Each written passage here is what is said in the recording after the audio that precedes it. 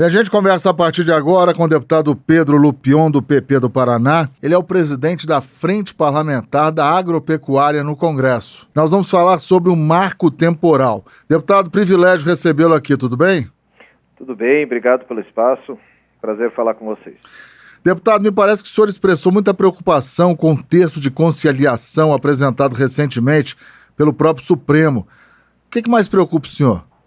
Eles apresentaram um texto que seria resultado daquela mesa de negociações, de conciliação em relação ao marco temporal, e nesse texto falta o principal. Tem avanços, é importante ressaltar, mas falta o principal que é o marco temporal, é o reconhecimento da temporalidade, da possibilidade de marcações de terras indígenas, ou seja, continua o mesmo problema jurídico e o mesmo problema de insegurança jurídica e ataque direto ao direito de propriedade, que está previsto na Constituição e que está sendo novamente desrespeitado. O Congresso Nacional aprovou a lei, foi vetado, nós derrubamos o veto, hoje ela é vigente, a 14.701, é uma lei que prevê o marco temporal e prevê as indenizações e, obviamente, limita as demarcações àquele período, e agora apresentam um texto para enviar para o Congresso Nacional, um projeto de lei, para que a gente vá deliberar novamente sem o marco temporal. Isso é o papel do Congresso fazer. Então, nós não aceitamos, o marco temporal é inegociável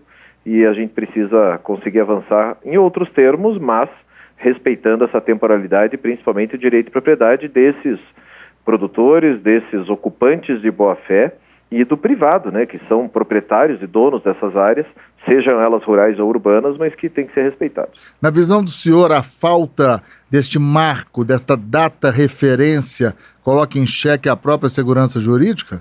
Sem dúvida, senão a qualquer tempo podem solicitar uma demarcação.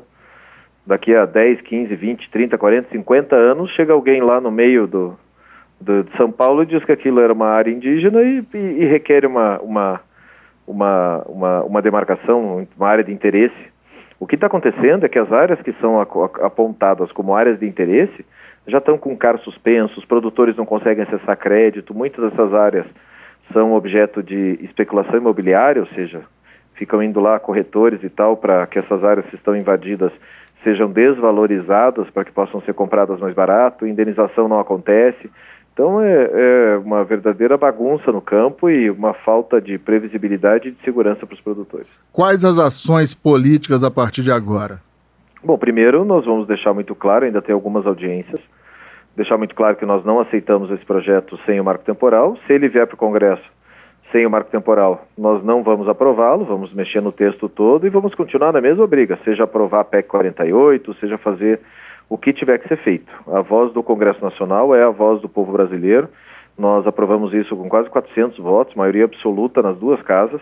Então nós não aceitamos que fique dessa maneira. E vamos ter que enfrentar o judiciário para que entendam qual é o seu papel, qual é o seu lugar e principalmente que respeite a Constituição.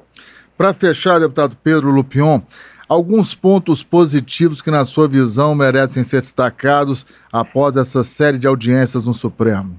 Pontos positivos, como, por exemplo, a indenização de terra nua e de benfeitoria.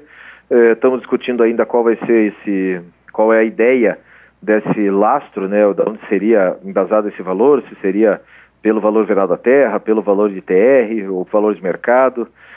Questões como também a possibilidade de indenização de áreas invadidas.